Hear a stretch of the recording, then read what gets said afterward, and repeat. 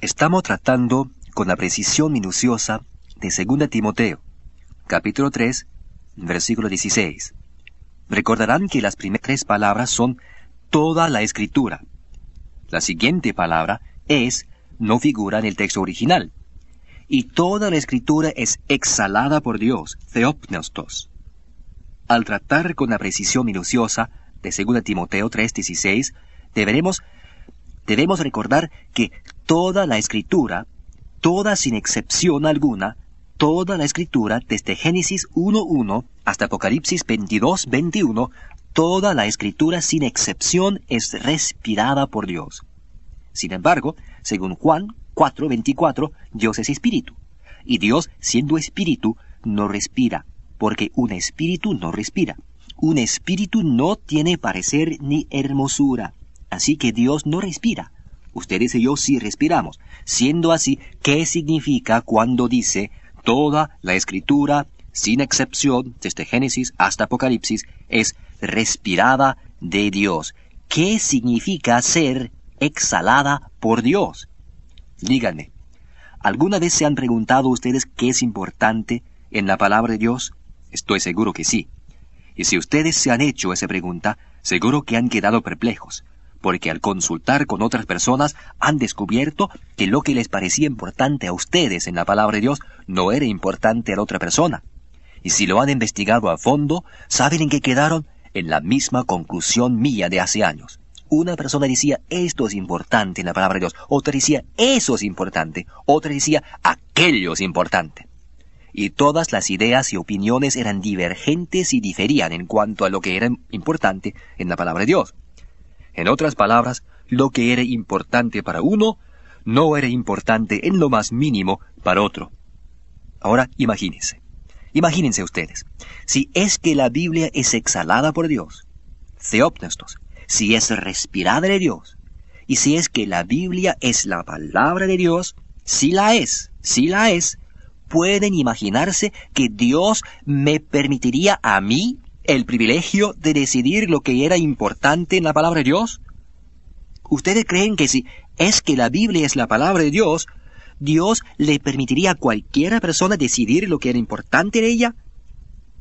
Sin embargo, eso es exactamente lo que hemos hecho. Lo que un grupo ha considerado importante, otro lo ha considerado sin importancia o insignificante. Lo que una persona ha dicho que es la palabra de Dios, otro ha dicho que es solo una hipótesis o una interpolación, o que se ha añadido y que carece de importancia.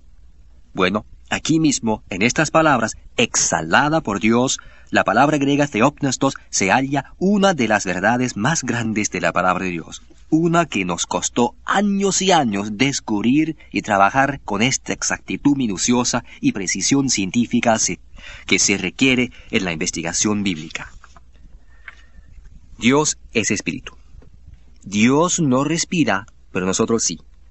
Cuando y donde sea que la Biblia le atribuya a Dios características humanas, a Dios quien es el creador de los cielos y la tierra, cuando le atribuye a Dios características humanas, tales como los hombres respiran, los hombres se enojan, los hombres mienten, los hombres se arrepienten, cuando y dónde en la palabra se le atribuye a Dios características humanas, como en este versículo en particular, en 2 Timoteo, respirada de Dios, tenemos las marcas del Espíritu Santo de aquello que es importante en la palabra, y se llaman figuras literarias.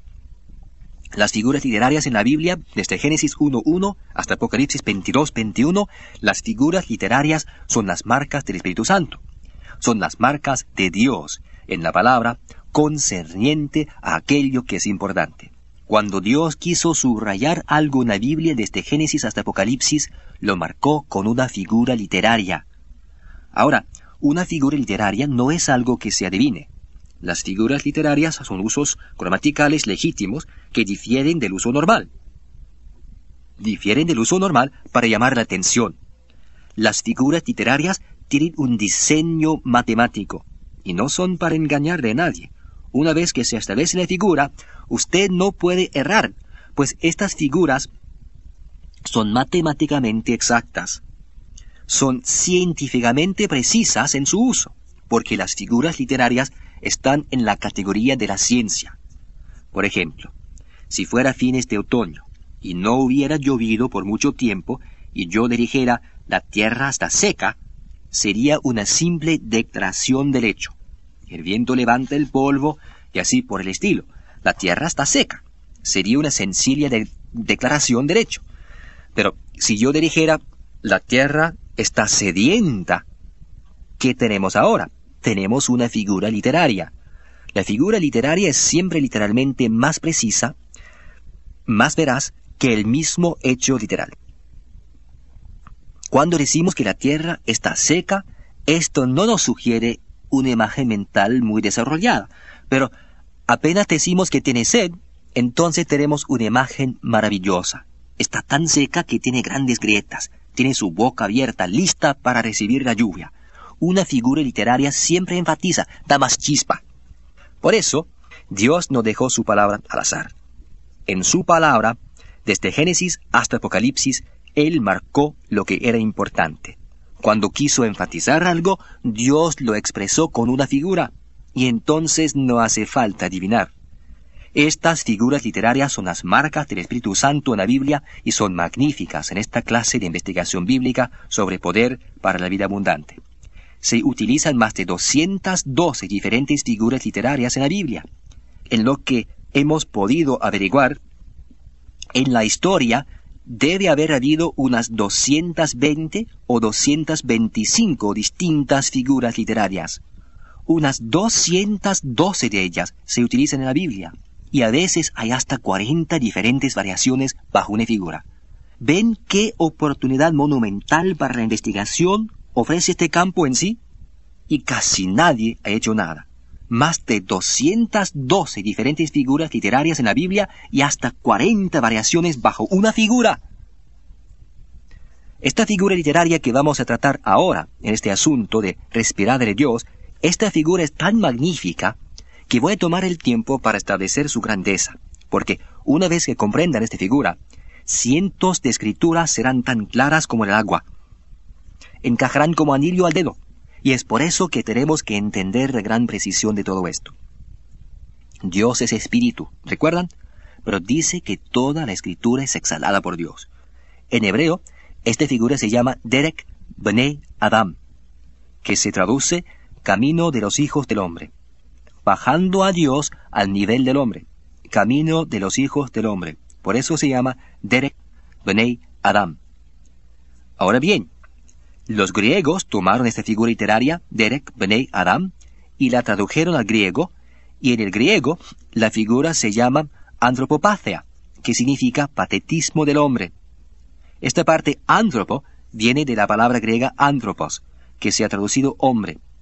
Pathea se transcribe en nuestra palabra española pathos, P-A-T-H-O-S, y es la raíz de palabras tales como patetismo y simpatía. En esta simpatía del hombre, su patetismo, sus emociones, sus deseos, siempre que la palabra de Dios le atribuye características humanas a Dios Todopoderoso, que es espíritu, es la figura que los griegos llamaban antropopathia. Los romanos tomaron esta figura, la tradujeron del griego al latín, y la llamaron en latín condescensio, que en español llega a ser condescendencia.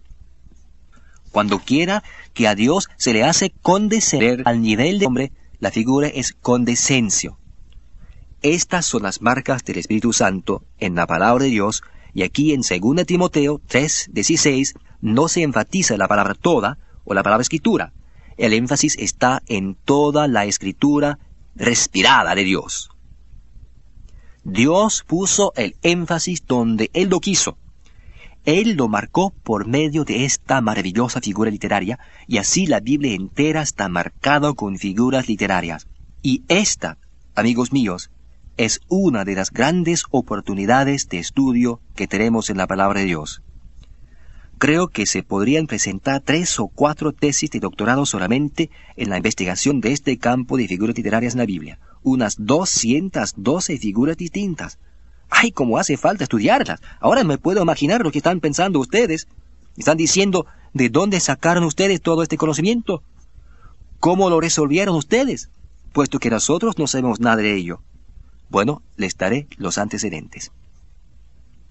Que nosotros sepamos ha vivido solo un hombre que haya cotejado muchas de las figuras literarias, pero él nunca tuvo el tiempo ni la oportunidad de acabarlo totalmente. Este hombre fue E. W. Bullinger, en Inglaterra.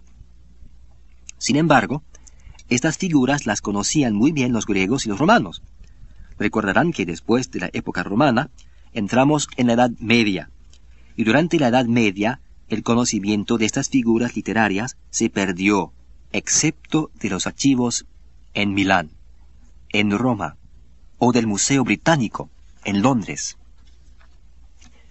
y en ciertos otros lugares donde algunas de esas figuras están escritas y uno puede encontrarlas. Durante la Edad Media, básicamente se perdieron todas estas figuras literarias. Históricamente, después de la Edad Media, viene lo que se llama el Renacimiento. Y en el periodo del Renacimiento hubo un nuevo despertar, un resurgimiento, no en el campo de las figuras literarias, sino en el arte, la pintura, la escultura, la música. Pero nunca hasta la fecha hemos tenido un renacimiento en el campo de las figuras literarias en español. Nosotros les hemos preguntado a destacados estudiantes, maestros y profesores cuántas figuras literarias les enseñan a ustedes a sus alumnos, cuántas conocen ustedes, y es sorprendente aprender que hoy en día solo se conocen alrededor de 36 diferentes figuras literarias. Sin embargo, en la Biblia se utilizan más de 212 diferentes figuras literarias, con hasta 40 variaciones bajo una figura. ¡Qué verdad más magnífica! ¿Entienden ahora por qué nunca hemos llegado realmente a comprender la Biblia? Porque no entendemos las figuras literarias. Hemos perdido las figuras. Tenemos que volver y aprender de nuevo las figuras, pues las figuras literarias son un enfoque científico, de una exactitud matemática, para no andar adivinando acerca de la palabra. Una vez que se trabajan las figuras no se puede adivinar, porque las figuras serán siempre las mismas. La figura condescencio le atribuye a Dios características humanas, haciendo que condescienda a nivel del hombre. Siempre que se le hace esto a Dios en la palabra, es siempre la misma figura. No se puede adivinar, pues es imposible adivinar. Por ejemplo, dice, entonces Jehová se enojó. Dios es espíritu, Él no tiene enojo. Entonces, cuando dice que Jehová se enojó, ¿qué figura literaria es? Condescencio. Recuerdo otro lugar donde dice, Jehová desnudó su santo brazo. ¿Tiene Jehová un brazo? No, Él no tiene brazos, pero yo sí, ustedes sí. Desnudar el brazo es la figura condescencio. ¿Recuerdan que la Biblia dice, el cielo es mi trono y la tierra estrado de mis pies? Y el muchachito dijo, Dios sí que debe tener piernas largas. Pero se trata de una figura. Dios sentado en su trono, la tierra su estrado. Ustedes y yo tenemos estrados, pero Dios no. Esa es la figura condescencio. Cuando el Dr. Weber era niño pequeño, esa idea le solía afligir porque creía que Dios le vigilaba siempre y a cada paso de su camino, listo para corregirle si cometía algún error. ¿Saben cuál escritura utilizaron para infundir dentro de él este temor a la maravillosa palabra de Dios? La escritura que dice que los ojos de Jehová contemplan toda la tierra, ven al mundo entero. El doctor creía que ciertamente Dios debía tener ojos muy grandes. Los ojos de Jehová contemplando. Dios no tiene ojos. Dios es espíritu. Pero los ojos que contemplan la tierra, eso es la figura condescencio, atribuyéndole a Dios características humanas. ¿No es esta una figura magnífica? Es casi increíble cuando uno comienza a entrar en la profundidad de esta clase sobre poder para la vida abundante. Y este gran versículo de 2 Timoteo, donde dice, toda la escritura es respirada de Dios es la figura condescencio. Hemos hecho algo para ustedes en esta clase. Hemos tomado la figura condescencio, hemos tomado esta figura y hemos enumerado todas las diferentes categorías de esta figura que se utilizan en la Biblia. Y esta hoja está en sus silabarios. No les estamos dando todos los versículos de la Biblia donde se utiliza condescencio en relación con Dios, pero sí se enumera cada variación, porque esto les ayudará a entender las figuras literarias. Durante el curso de esta clase, y mientras les estoy enseñando, a medida que veo estas figuras en la palabra, se las voy a llamar a su atención, para que adquieran versatilidad en su entendimiento de las figuras literarias. quizás no pueden reconocerlas todas para poder decir, esta es esta figura o esa es aquella figura, pero sí comenzarán a verlas. Haré esto para ustedes a medida que vamos leyendo la palabra. Quiero leerles algo que escribió el Dr. Weevil. Es un artículo acerca de parábolas, símiles, metáforas y la figura hipocatástasis. Estas 4 tienen una relación muy cercana en la palabra, pero hay un párrafo aquí que resume, sintetiza y explica las figuras literarias. Me gustaría compartir esto con ustedes. La palabra de Dios se debe aceptar literalmente cuando y donde sea posible, tal como la palabra toda es literal y la palabra escritura es literal. Y nosotros aceptamos la palabra literalmente donde y cuando esto sea posible. Pero cuando una palabra o palabras no son fieles a los hechos, siempre es una figura literaria. Esta es la clave. Cuando una palabra o palabras contradicen o no son fieles a los hechos, siempre es una figura literaria, como la tierra está seca. Concuerda con los hechos, pero la tierra está sedienta, esa es la figura. En la Biblia, cuando las palabras no son fieles a los hechos, siempre se trata de una figura literaria. Las figuras literarias tienen un énfasis diseñado por Dios, que hace falta captar y comprender para poder obtener totalmente el impacto de la palabra. Una figura literaria es siempre más fiel a la verdad que lo que serían las palabras exactas o reales. Se utilizan en la Biblia más de 212 diferentes figuras literarias con hasta 40 variaciones. Los hombres tienden a decir y a utilizar las figuras literarias sin cuidado, pero en la palabra de Dios se utilizan con un diseño divino. Cada una de ellas se puede catalogar y detallar con precisión en cuanto a su exactitud. En esto no hay nada de adivinaciones, porque estas figuras literarias en la Biblia son las marcas del Espíritu Santo de todo lo que Dios quiere enfatizar, porque los santos hombres de Dios hablaron siendo inspirados por el Espíritu Santo. ¿Qué les parece? Hay que entender las figuras literarias. Clase, hay que entenderlas si vamos a dividir correctamente la palabra de Dios, porque sin el entendimiento de las figuras literarias nadie la puede dividir correctamente. Y esta es una gran verdad, porque elimina toda necesidad de estar adivinando. Yo no puedo ir a la Biblia y decir, esto es importante, o eso es importante, ni usted tampoco. Ustedes no pueden ir a la Biblia y decir, esto es importante, eso es importante. Ustedes y yo tenemos que ir a la palabra de Dios y permitir que la palabra de Dios hable por sí misma en cuanto a lo que es importante, porque Dios la marcó, desde Génesis hasta Apocalipsis. Él eliminó la necesidad de adivinar. Nosotros solamente debemos estudiar la palabra y encontrar estas figuras. Cada vez que Dios quiso enfatizar algo, utilizó una figura literaria. Aparte de eso, la palabra de Dios es literal.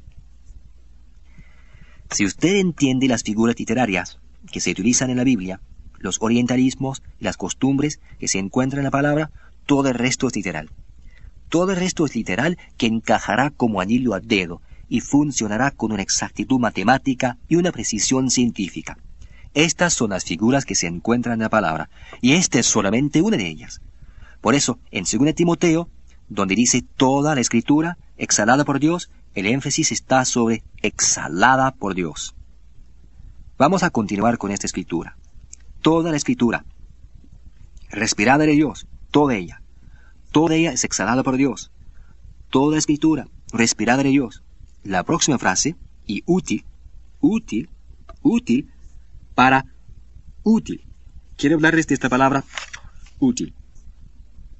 Algo útil es algo que sirve, que da provecho. Por ejemplo, todo hombre de negocios sabe lo que es algo útil. Es algo que le causa pérdidas. No le causa pérdidas, le da ganancias. Por eso, toda la Escritura que es exhalada por Dios es útil, toda ella útil, no produce pérdidas, sino que da ganancias, tiene provecho, es útil. Y esta Escritura que es tan maravillosamente exhalada por Dios es útil, toda ella, toda Escritura desde Génesis hasta Apocalipsis es exhalada por Dios y todo es útil. Recuerde eso. 2 Timoteo 3:16. Toda la escritura es útil. Ahora fíjense para qué es útil. Es útil para enseñar, para redarguir, para corregir, para instruir en justicia. Eso es exactamente lo que dice. Escuchen. Toda la escritura es inspirada por Dios. Toda la escritura exhalada por Dios. Y útil para enseñar, para redarguir, para corregir, para instruir en justicia. Por eso, toda la escritura, desde Génesis hasta Apocalipsis, es útil en una u otra de estas tres maneras principales: para enseñar, redarguir, corregir, para instruir en justicia. Porque enseñar, redarguir y corregir son instruir en justicia. Así es como se debería haber traducido según el texto. Toda la escritura es útil de estas tres maneras: para enseñar la doctrina correcta, que es como creer correctamente, eso es 1. 2, para redarguir, que es reprender en esos puntos donde no estamos creyendo correctamente. Y 3, para corregir, para traernos de nuevo a la creencia correcta. Toda la palabra de Dios hará exactamente eso. Nos enseña cómo creer correctamente, nos reprende en los puntos donde no estamos creyendo correctamente y nos corrige para que nuevamente podamos creer correctamente. Es por eso que toda la escritura es útil de estas tres formas, porque todas las tres son instruir en justicia.